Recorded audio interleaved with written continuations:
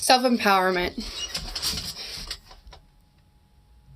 There are many ways that we can empower ourselves, which is something that we should be doing all the time. Because given the set of circumstances that I believe the world is in, now I can't speak for the world. I can't even speak for the United States. I can't speak for you, and I can speak for me. But it seems like power has been disabled for a while for not just individuals, because I don't feel that we should really think that way, except in our plenitude and multitude of beautiful expression, self-expression. That's wonderful on an individual level. But as a functioning body of organisms that are living on the entity planet Mother Earth, we need to realize that, as quantum physics says, as above, so below, the macro to the micro. We need to think of ourselves as an organ system within, say, like a human body. Say the human body is Mother Earth, and we are like the endocrine system, or we are even smaller than that. Say we're just like the liver. And we're the different atoms and things that make up the liver, and we have to work together to be the liver, process the toxins, process the blood or whatever the liver does, and we have to work together to do that. If we don't work together, we cannot do this processing. If we think of ourselves as individuals in the sense that beyond self-expression and the beauty and the love, if we think of ourselves so individualistically that we don't take the time to empower, well, first, fix yourself before you try to help fix the nation. Empower ourselves and help empower our brother or our sister. Our brother. I'm going to just stick to whatever I want to say. But if you can't empower your brother after you've empowered yourself, then there really was no reason for you to empower yourself. Because you can live like a hermit in order to gain spiritual insight and to be still and quiet and to remove yourself from the noise of extraneous variables in order to hear other sounds, like the sound of spirit. But you can never separate yourself from society in general. I don't care what excuse you have. Even if you were born in a very remote, secluded, non-societal place, you still have a place within whatever kind of social structure that you're in. And I'm not just talking about human, I'm talking about whatever you're dependent on for food, for anything. Okay, bare bones, you're dependent on Mama Earth, because Mama Earth provides you with everything that you need. The trees, which absorb your carbon dioxide and then recycle it and provide you once again with a plenitude of air. The water, the vegetables, and all the vegetation. You are in a relationship at all times. And even if you did not have a relationship with Mother Earth, you have a relationship with yourself, because your ego and your spirit are two separate things that came here to merge in a very creative and wonderful way. And so help yourself first, because the empowerment of yourself will in turn add to the group collective consciousness, and that consciousness all right, you guys know me by now, right? So I'm just gonna stumble that way about. Okay, so the group consciousness is what we need to change in order to make a great change. We do not need to go out. Okay, I'm going to say this a little quieter because I know some people are really sensitive about this topic. We do not need to go out and vote for a bunch of fucking people who are not part of the group consciousness, because they are being shuffled around in order to prevent the group consciousness. What we need to do is to change our minds. Well, I would say stop voting everybody all at once, all at one time. But forget I said that, and, bash on me if you want, but I believe in voting. I definitely believe in voting when the system is right, when the things that we are voting for are right and correct, and they will be counted in an honest way. But what we need to really do is at the very bare bones. You can't change people's opinions by trying to go out and change their opinions, forcefully. You can't. You can't change what's going to happen except by changing yourself. That's the only contribution that you can make, is to better yourself. So, empowerment. So here's some techniques, because I really feel like this is very important for us to begin one by one to empower ourselves, our friends, our peers, our brother, our sister, our children, for God's sake. And then I feel like we will feel a quantum leap in shift. So anytime that you can help empower your brother, you're empowering yourself. Because if your brother's empowered, you know how they say 2 heads is better than 1? Exactly. First off, you have to love and believe in yourself. If you can't do that, you already know that you're off track. That's not easy. It's not to say that some days you're going to be like, oh, fuck, Or some days you're going to need a little bit more attention or compensation, or say, okay, so I put this wig on and stuff in general. Some days you're going to need some kind of dumb, egoist validation to help you feel more love for yourself. That's okay. As long as you have a healthy balance and understanding that ego and you are not the same. And in fact, that ego is lesser than spirit, than the person who is confident without the egoistic kind of tendencies, which would be selfishness and indulgence and impulsiveness, and also self-destruction, and also negative self-talk, etc., etc. Goes both ways. In the extreme of self indulgence and selfishness, like in the extreme of selfishness, and also in the extreme of self-hate. So any kind of selfish behavior that's like extreme to the negative or positive would be an ego-driven action. Your spirit, your higher self, which however you want to think about that, I would say think about the person that you would be if you were totally natural, allowed to do whatever you wanted to do. Good, bad is not a label. We don't have those labels, okay? You could do whatever you wanted to do, but knowing the consequences of, say, you already know what the consequences of spending too much money look like or feel like or whatever. So knowing the consequences, but doing the best that you can do, or doing whatever you want to do, and getting to a place of feeling peaceful.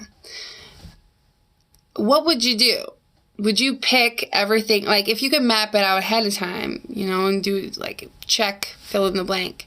I think there would be some things that you actually would ideally not do. Say that you drink too much. I think if you had this thought experiment, this theoretical higher self, you hated that you drank too much, but it was really hard for you to quit. So you could do whatever you wanted to do, but knowing the consequences, you might actually check, I wish, I would not be drinking because I know the consequences and I know how much better I feel drinking. I just can't, I can't stop right now.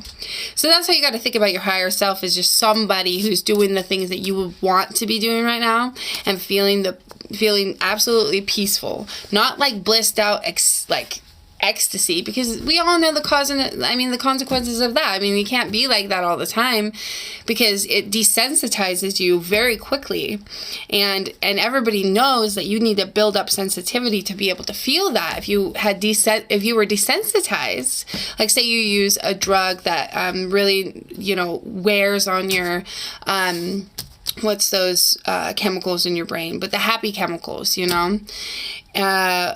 and over time, you become so desensitized, and your body doesn't, your those happy chemicals don't function the way that they used to. So that when you come off of a drug like that, you are facing some serious consequences because you've been so desensitized that it's just not going to just take, somebody telling you that, that you look good or something to make you feel good anymore. You're going to feel very bad because of how you wore out your senses. So we all know that we don't want to be ecstatically euphoric all the time, but peace is something that I feel like we could all relate to, where it's like no worry. And no extreme happy. You don't need to be happy if you're peaceful.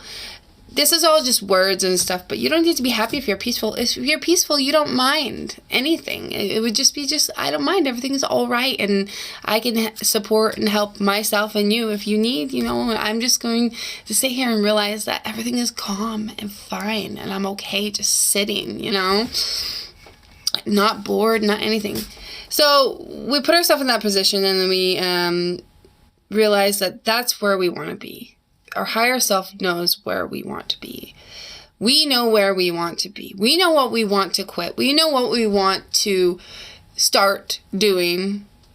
And we know what we want to actually say to our mom or to our husband or to our wife or to our girlfriend or to our aunt or to our best friend that we just been holding off saying because we're insecure, or we know what we've been saying to our people that is awful and mean, the people that we love, our children or our spouse or our, that friend that you pick on, or the people that we hurt on purpose, and we feel horrible about it inside, and yet we continue to do it. We know what we need to do. We need to stop doing that. We know exactly what we need to do. And so really you need to sit down and evaluate that. So next thing would be, I say, once you begin to cultivate your belief and your love for yourself, you are obligated. And I don't think you will feel obligated once you start to love yourself, because it just comes naturally, but you are almost obligated to then pass on that love and belief toward your fellow human and animals and everything. In fact, it's not just human, it's respect for all things. All things, respect. I feel like once you start having respect for yourself, you don't want to litter anymore. You don't feel comfortable trashing up the world, the earth, when you consciously started to decide not to trash yourself. All right. And then another point, moving on, I've got these all in notes, but one thing that I've noticed for myself is once I was able to believe in myself and then start to empower others by believing in them. Let me go back to empowering others and list some of the things that I think are crucial to that. Listening to people. Once you have respect and love for people, you stop talking and you listen. You learn good listening skills. That is huge. Want to know why? Everybody wants to be listened to. You know it, right? Everybody at some level or another wants to be listened to. I don't care if you think that you don't. There's somebody out there who listens to you. You talk to somebody, you know, like you do. You talk to somebody, even if it's just to yourself, because you know everybody wants an ear and to be understood and to be loved and believed in. And so practice deep listening skills. That is something that actually empowers others, but also empowers yourself, because you begin to understand people better when you listen to them. And I also feel that a practice that I have, which actually I've had to do this practice is something that it's got to tailor yourself, but I practice hugging people and giving them physical attention, touching them. You know, I have to be really careful. Some people, I even went to the point of kissing people on the cheek and stuff, just show them that I love them very much. And some people are not comfortable with that, so you've got to be very aware about a person's body language and how they feel, and not invading their space, because space is important. I remember when space was really important to me, and I didn't understand hugging and physical touch, and I didn't want to be. And so invading people's space is actually helping them to create a fear wall. So you need to be really in tune with that. But if you feel like they're receptive, giving people physical touches and stuff like that, like hugs, actually is inspiring. That's the reason why I even started, is people inspired me to do that. So you just need to evaluate and discern when the right time is. But just start different practices where you open up to other people and show them love in a way that you can remember or would want to be loved. Do unto others as you would have them do unto you. Be open to different opinions, to different settings of, meaning places that you go, locally or non-locally. Be open to different experiences. Oh my God. Where do you think that wisdom comes from? It comes from learning, and learning comes from experience. Do not close yourself off to experience because you're afraid. In fact, go into it because you're afraid. Again, I'm going to have to bring up that wave thing, like the tsunami wave, to avoid disaster, death. If there was a tsunami wave over your head, you'd have to dive into the wave counterintuitively in order to survive, because cowering, which would be intuitive, well, so to speak, in a way, would actually, it would be your demise, because the wave would crash you into the sand. So experiences that scare you, you need to dive into those. And it's one of those things where it just takes a priming of the pump, which means you just need a little bit, shake a little bit of so your decisions, the yeses and the nos that you make. Somebody calls you up or whatever, or you've always been wanting to go and do that poetry slam, and you're just too fucking afraid to get up there and stand up and talk in front of people. Go do it. Go do it. In fact, poetry slam is something that really, that I did personally, and it really eased. It was scary first, whatever, but I had already been working on my confidence and such, but in general, and my voice and my writing, but it is something that really alleviated my fear of public speaking hugely. And that was because I found within the experience some wisdom about how to confidently speak. Confidently and, well, here I am, you guys can judge, whatever. And then be open to different values. Be open to different values. That means Trump supporters. Be open to listening to them. People who practice I don't know. Okay, let's take it to the weirdness. People, fetishes, like sexual fetishes. Say that you're, this or that, and you're really turned off by people who do this kind of fetish. Be open to just hearing their experience. When you're open to at least hearing, you don't have to agree. But when you're open to hearing about new things, it's the same thing as experiencing. You will learn something about it. In fact, lots of things that I've read, have really talked, some really wise things I've read, have really talked to and about going and doing the research on what you want to research, and then going after that and going and reading the opposite opinion on that. Read the stuff that you don't want to read as much as you read the stuff that you do want to read. You want to, Fox fucking News and all that shit. Once in a while, go on and see what's going on. It's the same thing as my last video where I said you need to understand the dark. You need to understand your opponent. You need to understand the flip side. And if you're in the dark, pun in or not tended, then you won't understand it, and therefore you will be blindsided. All right, quickly, because I'm already at 20 minutes. You need to reevaluate your needs. What do you really need? Be real. What do you really need in this life? What do you need? And I'm saying we all know the very, very, very, very basics. Do you really need beyond that? Honestly?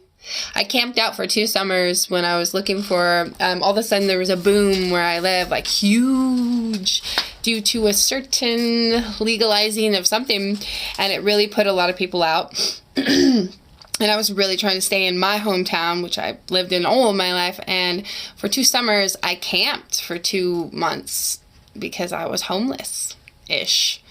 I was homeless, but you know how that can go these days. I've seen a lot of people living out of cars and shit. Oh my God, people are amazing. I admire them so much.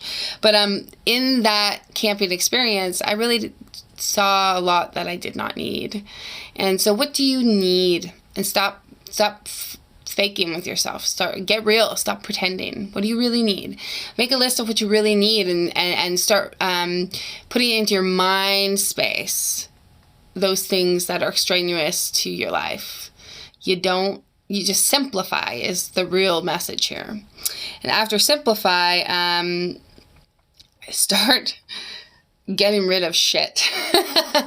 Start giving things away. In fact, one of the best things to empower yourself would be to, do unto others. Do unto others how you would have them do unto you. But also give, because when you give, you receive. And the more fine-tuned you have what you really need in your mind, when you give things away, the things that you really need will come to you. In fact, you need to you really are empowered if you walk through this universe and this life with total trust that you will and are provided for already. If you can cultivate that kind of energy, you've got it all. You're fine. You're going to be just fine. But it takes a lot of practice. I am not there. Trying. Sit still and think. Sit still and think. Stop watching TV. I never watch TV. Ever. And I love movies. I grew up on the best films. I love movies. I spent a lot of time watching. I don't have the time for that anymore. I don't have the patience. Stop watching TV. Get off your social media unless you're going to do proactive things that really are in that group of your, really pertain to your needs, Sit still and stop thinking. Meditate. And 2 more things. Are you hurting anybody, including yourself, on accident? Everything that you do has an effect. Every cause has an effect. If you flirt with somebody that you know has a sensitive girlfriend or something like that, you are on accident hurting that girl. So stop doing stupid shit like that.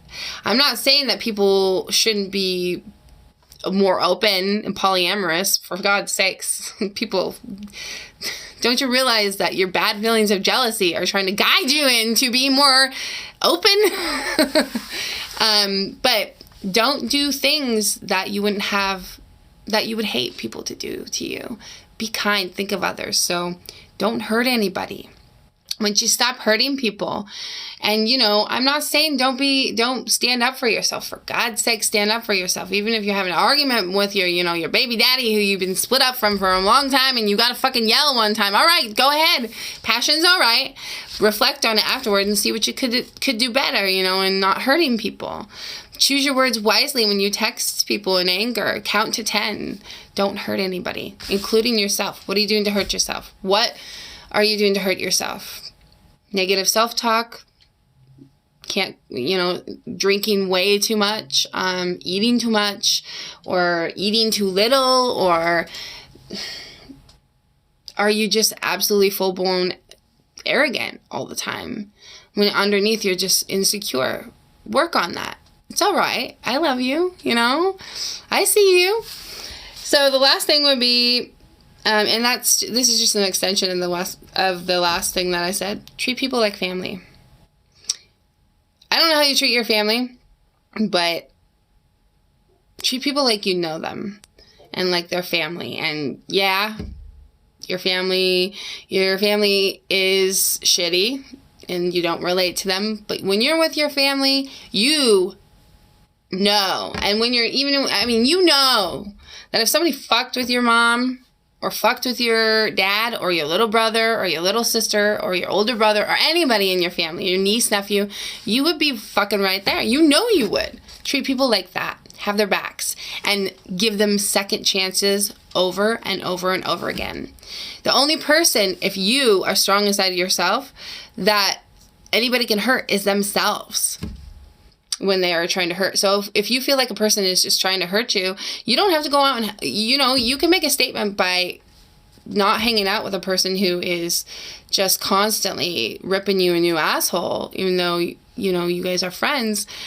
But you can make that statement, but, don't close them off in a mean way. Show them that you love them by, when they call or whatever, getting real with them in a nice way. Be that person. Empower yourself. It's important. We all need to do it because the consciousness above us is where we take ideas from, and they shoot and channel through, and we can just pluck them if we're in the right conscious awareness or not. We don't always have to be in the right conscious awareness. And is also where we empower ourselves. So ideas come from there. If we all put good ideas up there and good energy and acceptance of bad energy and acceptance of ourselves and acceptance of other people and their ideas, and just try to do the basic simple things that empower oneself to empower the many, then I really, really do think we have a shot at changing consciousness and changing awareness and changing the frequency and vibration of the entire, who knows? Much love.